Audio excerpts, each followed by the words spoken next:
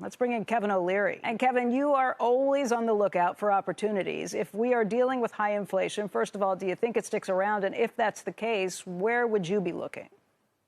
I'd like to look for businesses that are growing their cash flows, have strong balance sheets, and are servicing the demand at the time. And, it's true that we have inflation and there's a lot of concern about a recession. I don't see any of that in the short term. I mean, I'm living in the real world here with over 30 private companies in our portfolio in almost every geography in the U.S. Right now, things are booming. Sales are on fire. Cash flows are better than they've ever been. And I know we should be pessimistic, but I can't get there right now because I'm trying to hire people and I can't find them. Try and find a server in Los Angeles for our kitchen operation. For minimum wage, $15. I have to pay $25 in some cases just to get them to come to work. So there's a lot of demand at all levels for employment. So I'm not that worried about the classic recession.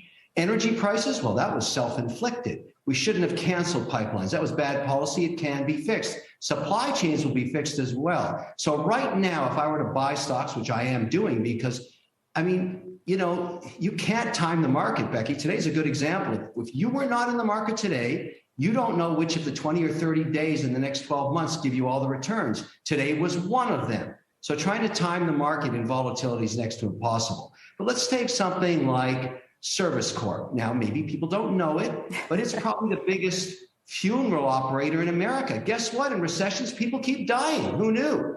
And their business is recession-proof. And they have strong cash flows, a good balance sheet. BG, Bunge, you talked about food concerns.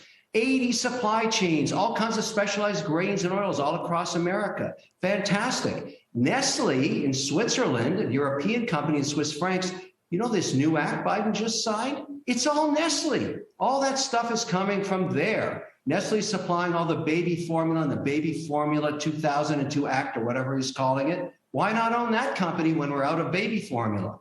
These are big opportunities, Becky, all through the market that are going to perform very well regardless of inflation. Kevin, I love the message, the real world ideas, and just what you're seeing as somebody who's running businesses yourself. I think those are all incredibly valid points. I also think just this idea that you can't time markets, that really matters.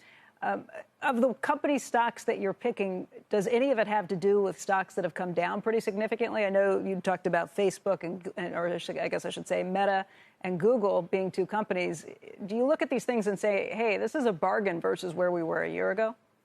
Yes, I do. I say to myself, okay, what's happened here is in many cases, growth rates have not slowed. They're forecasted to slow, but it hasn't happened yet. I think in Q4, we're actually going to beat the estimates that analysts have taken down. Maybe they're forecasting 5%. My bet is it's more like 7, 8, 9% growth for this calendar year. And then all of a sudden you turn the switch into 2023 and say the recession hits hard. I don't think so. This is going to be an inoculated recession.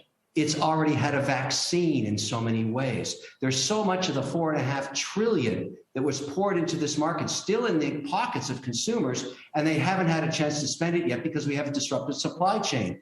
I've been through many of these cycles. This one is unique. And I'm not going to get too bearish because if I went back to 2020 and looked at what happened in that year, that volatility, the 1,000-point days up and down, in a matter of 23 days, the entire returns were found.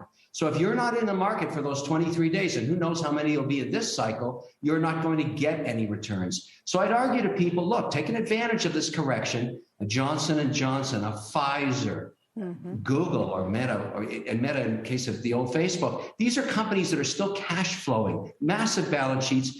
Technology is not going away. Look at Zoom today. Everybody thought, this corrected over 78%. And yet they beat their numbers. People are still using these technologies. They're just paying less for them on a PE basis. And that's a gift the market's giving you right now. If you like that video, wait till you see my next one.